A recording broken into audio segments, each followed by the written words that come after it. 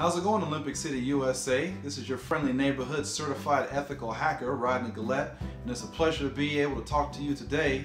Thank you, Angela Seals and Andy Vick and all the great folks at the Cultural Office of the Pikes Peak region for giving me the opportunity to be a part of your pro tips for creatives. So I'm really excited to be able to share some cybersecurity tips with our incredible creative community here in Olympic City, USA. So let's talk about the elephant in the room, Zoom. Zoom has had some issues lately because it became super popular when COVID-19 started rearing its ugly head on the world. So some things to keep in mind when using Zoom. You have some options to set up your account using your Facebook account, your Google account, or an email address. Always choose the email address. Even if you're not using Zoom and you're using some other platform and you have the options of signing in with your social media accounts or creating a separate account with your email, always create the separate account with your email. When you use your Facebook or your Google account or some other social media account to register for a service, they're sharing information, and they will share information every time. The reason that Zoom got in trouble because they didn't really have that outline in their user agreement. So I'm pretty sure now that is outlined in there, but they still have the options to do it, so just don't do that. Make that a good practice for you. I know some of you are teaching classes and online, and you're selling some of your work online. So if you have an event that you are going to be publicly sharing all over social media and on your website, just open to the public in general, you might want to activate some of the protocols in Zoom, like the waiting room, the password, and the registration feature. That will help control the audience that is going to register and be a part of your Zoom calls. What you don't want is Zoom bombing.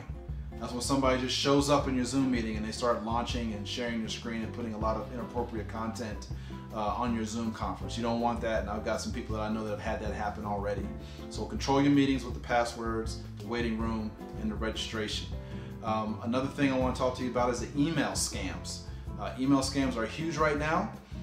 They're coming after particular sectors with more passion, but the spam emails are hitting everybody. So please make sure you look at the sender in your email. Don't just look at the name, but check the email address and make sure it came from who it says it came from. Also, if you have an email that comes in your inbox asking you for money, or being really urgent, hey, just go ahead and wire me this money real fast, or get me something real fast, or go to Walgreens and buy 50 gift cards and scratch off the back and put them in a spreadsheet and send them to me and I'll give you some money. Like, don't do any of that stuff. If you get an email asking you for money, call the person, especially if it's somebody you know. Call that person and ask them, hey, did you send me an email asking for money? And I'm probably sure that they did not send you that email. Pretty sure of that. Another thing I want to talk to you folks about are your passwords. So I know some of you are selling your items online. You have web stores that you're building with Shopify and all that. Make sure that you set up two-factor authentication for those online accounts. Whether you're using Apple Pay or Square or PayPal or Stripe. There's so many ways to take credit cards online nowadays, but make sure you protect those accounts with two-factor authentication. What does that mean? When you sign into your accounts, you usually have your username and password. That is something that you know. That's one-factor authentication. The other factor, I'm sure you've seen it, when you have to send a code to your phone in order to get into your account. So any account that has that available, you need to turn that on. Turn on multi-factor authentication for all the online accounts that you have, especially the ones that are dealing with money. The other thing to keep in mind is that you need to make sure that every single password that you have for all of your different online accounts are different. They all need to be different. They all need to be at least 10 characters long. They all need to be some scrambled arrangement of uppercase, lowercase numbers, and symbols. It's better if they don't have words in them. There are hackers out there hacking these accounts. So make them complicated.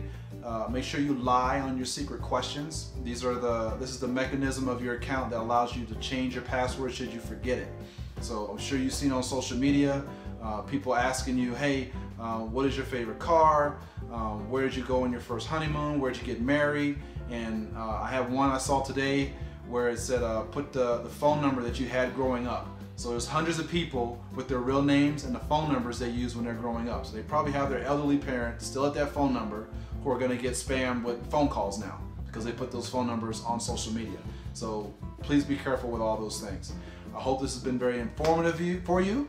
I appreciate you letting me talk to you and inspire you. The art community is really, really important. They've always been important, but especially now, people are at home and they're feeling some type of way about it. Some are having a hard time dealing with the social distancing, and it's really awesome to see some of the creative, beautiful work that our art community is providing to the people. So please get out there and share your stuff. I was on a really awesome call with Copper today and some of our other pros, giving some tips to the art community. And you know what was really interesting is that some of the artists said, you know, they're dealing with some pain too. So one of the comments that I put on the Zoom call was to share your pain. You know, bring that out in your art, because there's other people that will connect with you and find inspiration and power with what you have to share with the people. So keep sharing, keep loving each other, and we'll talk to you soon. Thank you.